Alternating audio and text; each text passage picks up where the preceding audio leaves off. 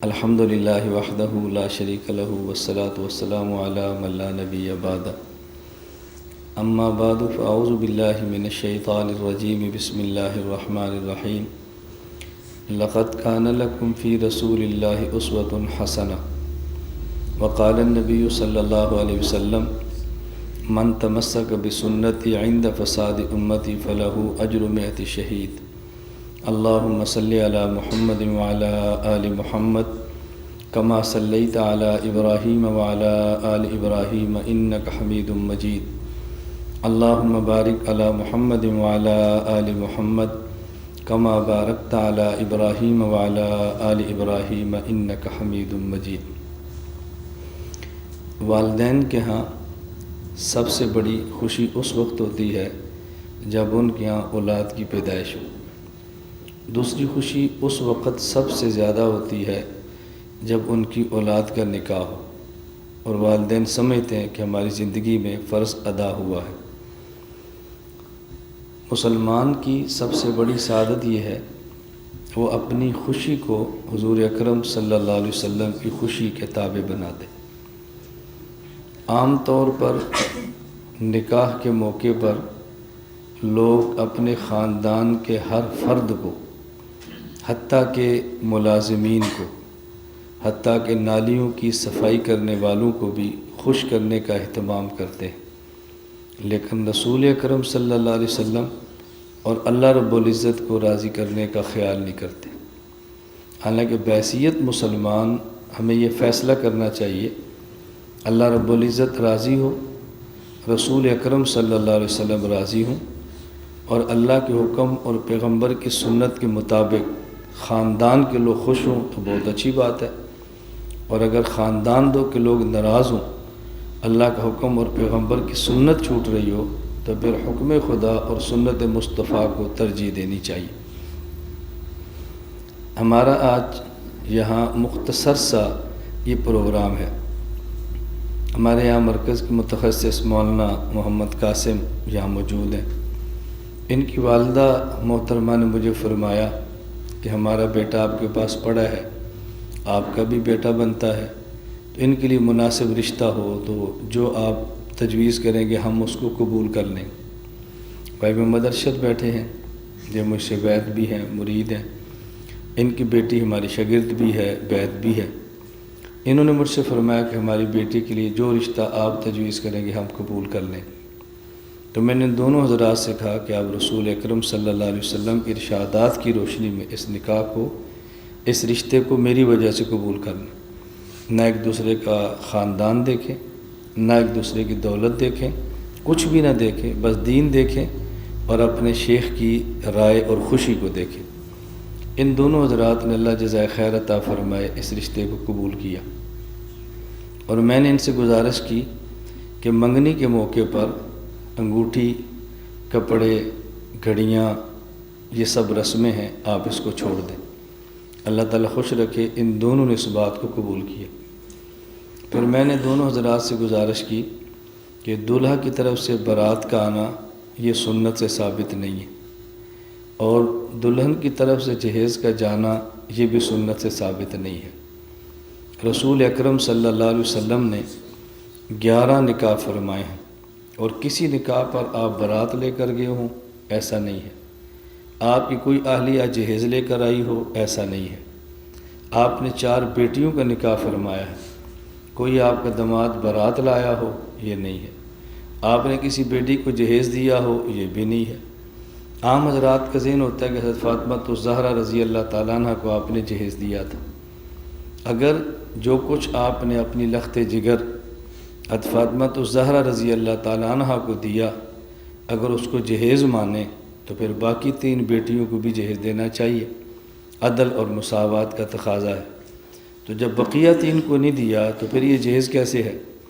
وجہ یہ ہے کہ علی المرتضیٰ رضی اللہ تعالیٰ عنہ رسول اکرم صلی اللہ علیہ وسلم کی کفالت میں تھے بچپن سے، تو بیٹے کی طرح تھے، آپ نے سنبھالا حضرت ابو طالب کے بعد۔ تو اگر حضرت علی کا نکاح رسول اللہ صلی اللہ علیہ وسلم کی بیٹی سے نہ ہوتا، کسی اور خاتون سے ہوتا، تو آپ تب بھی آپ ان کا کچھ تعاون فرماتے کہ گھر جو پالا ہے، لیکن چونکہ اپنی بیٹی سے نکاح تھا اس لیے بھی آپ نے کچھ سامان دیا. یا فاطمہ سے نکاح نہ ہوتا، کسی اور سے ہوتا تو آپ شاید پھر بھی کچھ نہ کچھ عنایت فرماتے. تو ان دونوں حضرات نے میری بات کو قبول کیا. یہ بارات نہیں لائے اور انہوں نے جہیز کا انتظام نہیں کیا.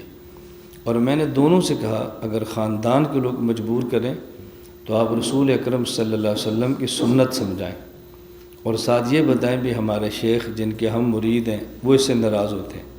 ہم ہر کسی کو ناراض کر سکتے ہیں، اپنے شیخ کو ناراض نہیں کر سکتے. شیخ سے محبت اللہ کے دین کی وجہ سے ہوتی ہے، ساتھ کی وجہ سے نہیں ہوتی. حضرت مولانا حسین احمد مدنی رحمۃ اللہ علیہ انگریز کا بنا ہوا کپڑا استعمال نہیں فرماتے تھے. حضرت شیخ زکریا رحمۃ اللہ علیہ اپنے بدن پر ململ کا کپڑا استعمال فرماتے تھے. حضرت مدنی رحمۃ اللہ علیہ خالص کھدر کھڈی کا بنا ہوا پہنتے تھے، اور حضرت شیخ زکریا رحمۃ اللہ علیہ نرم کپڑا ململ استعمال فرماتے. ہمارے بزرگوں میں محبت بہت تھی.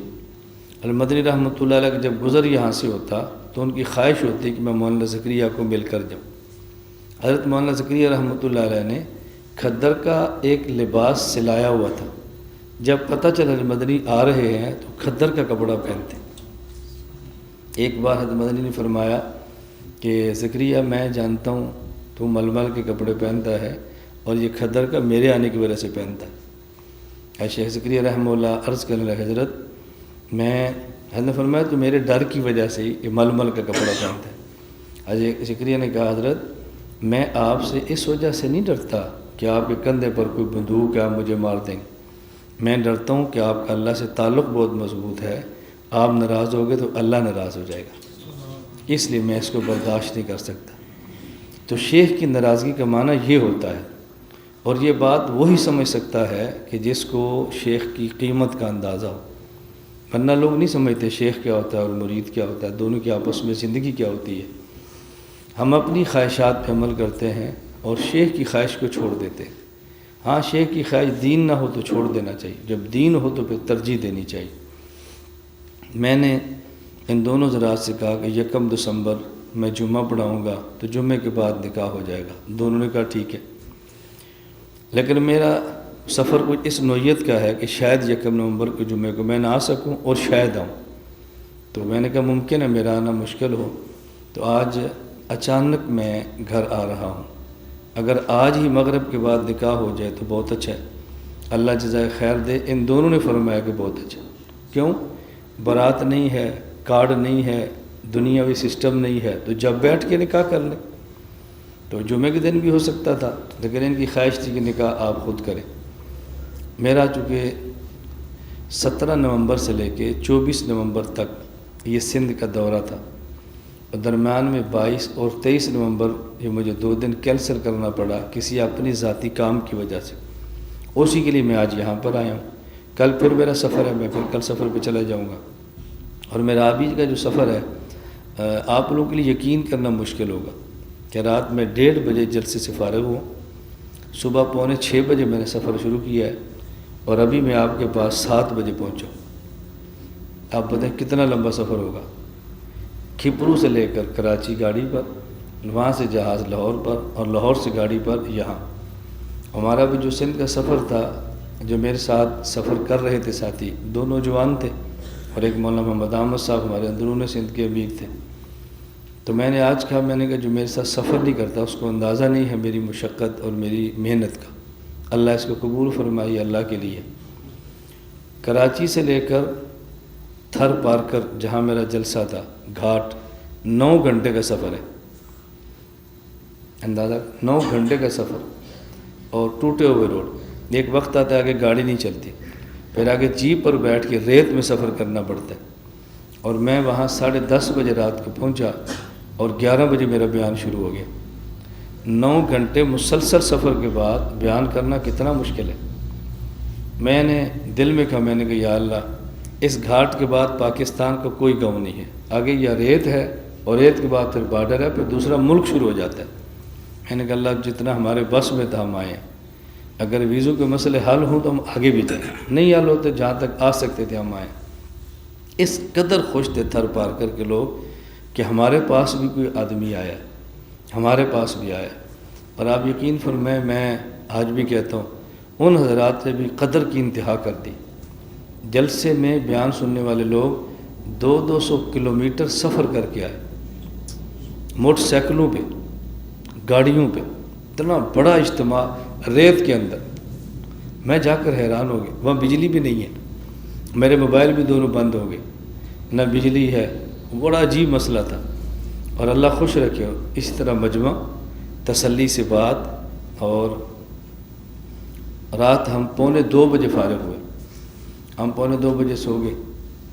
اور یہ بات میں صرف کارگزاری کے طور پہ کہہ رہا ہوں، یہ ان کے لیے حیران کن بات تھی کہ جب وہ صبح 5:45 بجے نماز کے لیے اٹھے تو میں مصلی پر بیٹھا ہوا تھا۔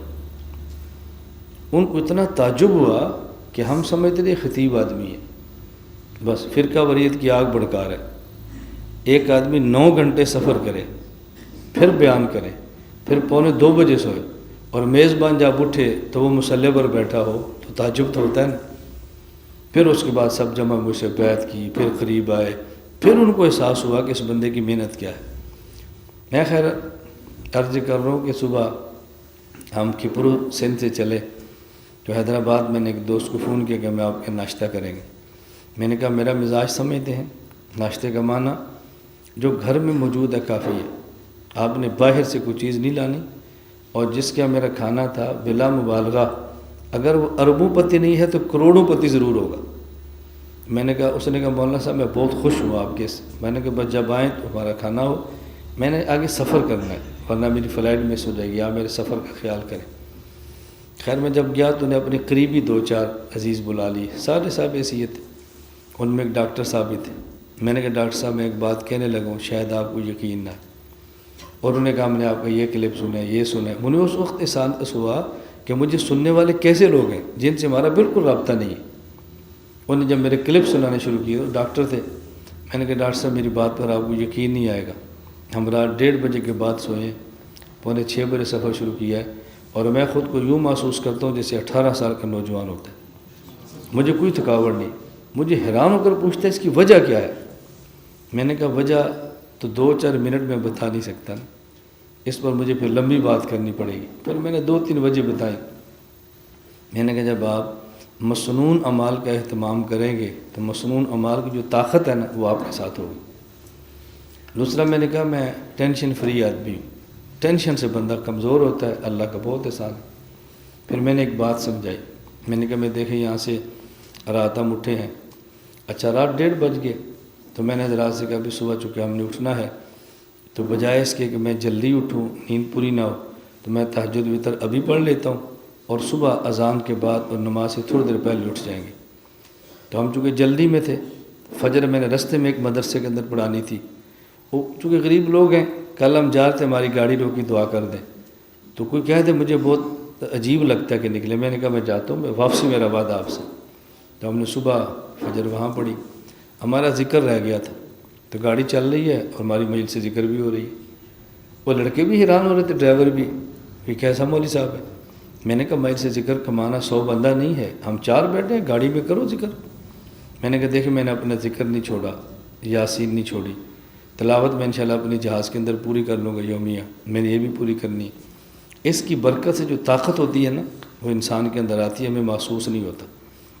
میں نے کہا میں ایئرپورٹ پہ جاؤں گا، اور میرا معمول ہے میں ایئرپورٹ پہ جا کر تھوڑا بہت وقت ہو تو ایک سائڈ پہ بیٹھتا ہوں، بغیر وضو کرتا ہوں، ایئرپورٹ کی مسجد میں جاتا ہوں، نفل پڑھتا ہوں، تلاوت کرتا ہوں، کچھ وقت و صلاۃ و تسبیح پڑھتا ہوں۔ میں نے کہا ڈاکٹر صاحب اس کو پتہ فائدہ کیا؟ جب ایئرپورٹ پہ نامحرم خوبصورت لڑکی پر میری نگاہ پڑے گی، اب دل چاہے گا حاصل کرو، میں نہیں کرتا، اللہ سے ڈرتا ہوں، لیکن دل کو تکلیف تو ہوگی نا۔ اور اگر میں اللہ سے نہیں ڈرتا، میرا دل کرتا ہے میں حاصل کروں، میں حاصل کر نہیں پاتا۔ اب اس خواہش کی وجہ سے جو دل کی کیفیت ہے نا، اس کیفیت سے دل کمزور ہوتا ہے، اور دل کمزور ہونے سے بدن کمزور ہوتا ہے۔ میں نہ ان کو دیکھتا ہوں ایئرپورٹ پہ، نہ دل میں خواہش اٹھتی ہے، نہ کیفیات ابھرتی ہیں، نہ دل کمزور ہوتا ہے، نہ جسم کمزور ہوتا ہے۔ ہم مسجد میں بیٹھ کے اللہ اللہ کر کے جہاز میں بیٹھ جاتے ہیں۔ میری بات آپ یقین فرما لیں، ان کیفیات سے انسان بہت تباہ ہوتا ہے۔ آپ فیس بک دیکھیں، میڈیا دیکھیں، لڑکیاں دیکھیں، ڈانس دیکھیں اور گناہ کی باتیں، اس سے قلب میں ہیجان اور کیفیت پیدا ہوتی ہے، چونکہ جو دیکھا وہ ملتا نہیں ہے۔ اب بندے کو تکلیف ہوتی ہے، اس سے دل کمزور ہوتا ہے، اور جب دل کمزور ہوگا پورا جسم کمزور ہوگا۔ جسم کو مضبوط رکھنا ہے تو دل کو مضبوط رکھے۔ دیکھیں میں نے صبح سے ناشتہ کیا ہے، ہمیں کوئی الجھن نہیں ہے جہاز میں کیا کھانا وہ دیتے ہیں، جو دیتے ہیں جنہیں نے سفر کیا وہ جانتے ہیں، ہم بالکل تر و تازگی کے ساتھ چل رہے ہیں۔ خیر میں عرض کر رہا تھا کہ اتنا لمبا سفر کر کے میں آیا ہوں، اور آتی میں نے کہیں پہلے نکاح کی معاملہ مکمل ہو جائے، اس کے بعد اپنے جتنے بھی گھر کے کام ہیں اس کو کریں گے۔ اللہ تعالی ہم سب کو سنت کے مطابق تمام اعمال ادا کرنے کی توفیق عطا فرمائے۔ میں یہ بات اس لیے کہتا ہوں، سب کو چاہیے، لیکن سب نہ تو کم از کم میرے شاگرد، میرے مرید اور مجھ سے عقیدت رکھنے والے اگر میری باتوں کو سنجیدگی سے لے لینا، انشاءاللہ آپ کے گھر کے معاملات ٹھیک ہو جائیں گے۔ رسول اکرم صلی اللہ علیہ وسلم کا ارشاد اور آپ کا وعدہ ہے، اس پر یقین شرط ہے، ان اعظم النکاح برکۃ ایسرہ مؤونۃ، جس نکاح میں خرچہ کم ہوگا اس میں برکتیں بڑھ جائیں گی۔ ہم خرچہ زیادہ کرتے ہیں، برکتیں ختم کر لیتے ہیں، تو یہ نکاح مبارک ہے۔ اور اللہ کے نبی صلی اللہ علیہ وسلم نے فرمایا، نمبر 1 اس میں خرچ نہیں ہے نا، ایک ہوتا ہے کم، یہاں تو خرچ ہی نہیں ہے، کم کا کیا مسئلہ ہے۔ نمبر 2 اللہ کے پیغمبر فرماتے ہیں وَجَعَلُوا اعلنوا بالنکاح، نکاح کا اعلان کرو، اور پھر نکاح کہاں کرو، وَجَعَلُوا فِی الْمَسَاجِد، آپ مسجد میں نکاح کرو، مسجد میں، یہ سنت ہے۔ درمیان میں ایک جملہ ہے جو عام بندوں کو سمجھ نہیں آتا کہ حضور پاک نے فرمایا اعلنوا النکاح ولو کان بالدف، نکاح کرو اگرچہ دف کے ساتھ کیوں نہ ہو۔ اس سے بعض لوگ غلط فہمی کی بنیاد پر دلیل پکڑتے ہیں کہ نکاح کے موقع پر یہ دف بجانا جائز ہے، کیونکہ حضور فرما رہے ہیں۔ یہ بات یاد رکھنا، اس کا تعلق عرف اور معاشرے سے ہے۔ ہمارے عرف اور معاشرے میں جو دف ہے نا، وہ چوڑی سی بنی ہوتی ہے، درمیان میں چمڑا ہوتا ہے، گنگریاں سی ہوتی ہیں، یہ ہمارے ہاں ساز ہے، اور اس دور میں ساز نہیں تھا، اس دور میں اعلان تھا۔ تو اس دور میں دف کا معنی یہ نہیں تھا کہ جب یہ بجے تو ڈانس شروع ہو جائے، اس دور میں دف کا ایک معنی یہ تھا کہ اسے اعلان ہوتا تھا، مسئلہ ہے آج دف کیوں بجی ہے۔ اس لیے اس دور میں اگر کوئی ایسی علامت ہو کہ جس کا معنی ہو کہ نکاح ہے، جیسے رمضان میں سورج غروب ہوتا ہے تو ہمارے ہوٹر بجتا ہے، یہ اس بات کی علامت ہے کہ روزے کا وقت ہو گیا ہے۔ صبح جب روزے کا وقت ختم ہوتا ہے تو پھر ہوٹر بجتا ہے، اس کا معنی کہ روزے کا وقت ختم ہو گیا۔ اگر اسی طرح کوئی ایسی چیز کہ جس سے کسی کا نقصان نہ ہو، آواز نکالی جائے جس سے پتہ چلے نکاح، تو ٹھیک ہے۔ تو دف کا معنی ساز نہیں ہے، گانا بجانا نہیں ہے، ناچنا نہیں ہے، اس سے مراد ایک ایسا آلہ ہے کہ جو اعلان کے لیے ہو بس۔ اب حدیث سمجھ آتی ہے۔ اللہ ہم سب کو توفیق عطا فرمائے، جو اس نکاح میں خرچہ بھی کم ہے اور دیکھا بھی دین کو گیا ہے۔ خود اللہ کے پیغمبر نے یہ ارشاد فرمایا ہے کہ عورت سے نکاح کیا جاتا ہے لجمالہا، اس کے حسن کی وجہ سے، ومالہا، اس کی دولت کی وجہ سے، وحسبہا، اس کے خاندان کی وجہ سے، ودینہا، اس کے دین کی وجہ سے۔ لوگ 4 چیزوں میں سے ایک چیز دیکھتے ہیں۔ اللہ کے پیغمبر فرماتے ہیں کہ فاظفر بذات الدین، آپ نے مال، حسن اور خاندان نہیں دیکھنا، آپ نے دین کو دیکھنا ہے۔ اللہ کریم ساری چیزیں عطا فرما دیں گے۔ تو بس یہ مختصر سی میں نے بات اس لیے کی ہے کہ آپ کے پس منظر میں یہ چیز آ جائے، اور میں آپ سے گزارش کرتا ہوں کہ جن کے نکاح ہونے ہیں یا جو صاحب اولاد ہے اپنی اولاد کا نکاح کرنا ہے، ابھی سے نیت کریں کہ ہم انشاءاللہ سنت کے مطابق نکاح کریں، اور اس کا اہتمام علماء کریں، امام کرے، خطیب کرے، اور داعی اور مبلغ کرے، جن کی دینی حیثیت ہے وہ کرے۔ ہمارے ہاں ظلم کیا ہوتا ہے کہ جن کی دینی حیثیت ہے وہ دنیا دار تو جمع نہیں کرتے، ویسے 200 بندہ جمع کر لیں گے، مرید جمع کر لیں گے، شاگرد جمع کر لیں گے، دعوت کے ساتھی جمع کر لیں گے، بھئی ہم نے دیندار بندے اکٹھے کیے، اجتماع تو ہو گیا نا، اپنا شوق تو پورا کر لیا نا۔ جب پیر اور مبلغ یا مذہبی مقتدا وہ اپنے بیٹے یا بیٹی کے نکاح پر بندے اکٹھے کرے گا تو اپنے شاگردوں سے کہے گا بیٹا نکاح سادہ کرو، شاگرد کہے گا استاد جی آپ کے پاس تو پیسے تھے، آپ نے 1000 بندہ اکٹھا کر لیا، میرے لیے نکاح سادہ ہے، آپ کے لیے دعوت دینی مشکل ہو جائے گی۔ اور رسول اکرم صلی اللہ علیہ وسلم اگر نکاح پر جمع فرمانا چاہتے تو صحابہ کتنے شوق سے آتے کہ حضور کی بیٹی کا نکاح ہے، حضور کا اپنا نکاح، کتنے خوش ہوتے۔ آپ نے اہتمام نہیں کیا۔ اور مدینہ منورہ کی فضا کیا تھی؟ حضرت عبد الرحمن رضی اللہ تعالیٰ عنہ، ان کے کپڑے پر آپ نے رنگ دیکھا، جو انصار مدینہ شادی کے وقت دلہے کے کپڑے پر رنگ لگاتے تھے کہ اس کی شادی ہوئی ہے، تو آپ نے فرمایا کہ یہ رنگ کیسا ہے؟ کہا یا رسول اللہ میں نے شادی کی ہے۔ فرمایا کس سے کی ہے؟ کہا جی فلاں عورت سے کی ہے۔ فرمایا وہ پہلے سے شادی شدہ ہے، یعنی اس کا خامند فوت ہو گیا یا طلاق ہوئی ہے، یا کنواری ہے؟ کہا اللہ کے نبی وہ پہلے شادی شدہ، اس کو کہتے ہیں سیبہ، اور جو کنواری اس کو کہتے ہیں باکرہ۔ آپ نے فرمایا حل تزوجت بکرا، تو کنواری لڑکی سے شادی کرتا؟ اللہ کے نبی فرما رہے دیکھو وہ تیرے ساتھ کھیلتی تو اس کے ساتھ کھیلتا۔ انہوں نے کہا حضرت میری بیوی فوت ہو گئی ہے، میرے گھر میں بچے ہیں، میرے گھر کا ماحول ایسا ہے کہ اس کو شاید کنواری لڑکی نہ سنبھال سکتی، تو مجھے ایسی عورت چاہیے۔ اور میں پھر ٹھیک۔ اب یہاں جو بات میں سمجھانا چاہتا ہوں، مدینہ منورہ اس دور میں کتنا سا ہوگا، اور شادی کس کی ہو رہی ہے؟ صحابی کی، جن کا سب کچھ حضور پر فدا ہے، اور اللہ کے نبی کو بھی نہیں پتا کہ آج مدینہ میں نکاح ہے۔ اتنی سادی شادی صحابہ کیا ہوتی تھی رضی اللہ تعالیٰ۔ اور آج تو شاگرد شادی کر لے، استاذ کو نہ بتائے تو استاذ کے ناراض ہونے کا خطرہ ہوتا ہے، مرید نکاح کر لے پیر کو نہ بتائے تو پیر کے ناراض ہونے کا خطرہ ہوتا ہے۔ یہ میں دینداری کی بات کر رہا ہوں، دینداری کی بات کر رہا ہوں۔ اللہ تعالیٰ ہمیں یہ بات سمجھنے کی توفیق عطا فرمائے۔ تو بس یہ مختصر سی باتیں میں نے عرض کر دی ہیں تاکہ ترغیب ہو جائے، اور ہر بندہ سنت کے مطابق اپنا جینا، سنت کے مطابق مرنا، سنت کے مطابق جاگنا، سنت کے مطابق سونا، سنت کے مطابق غم، سنت کے مطابق خوشی، ان تمام مراحل سے گزرنے کا ارادہ کر لیں۔ اللہ ہم سب کو حضور اکرم صلی اللہ علیہ وسلم کی سنت محبوب بنا دے۔ بس محبت ہو جائے نا نبی سے، پھر نبی کی اداؤں سے بھی پیار ہوتا ہے، اور جب حضور پاک سے پیار نہیں ہوگا پھر اداؤں سے پیار کیسے ہوگا؟ اللہ ہمیں سچا عشق اللہ کے نبی صلی اللہ علیہ وسلم سے کروا دے۔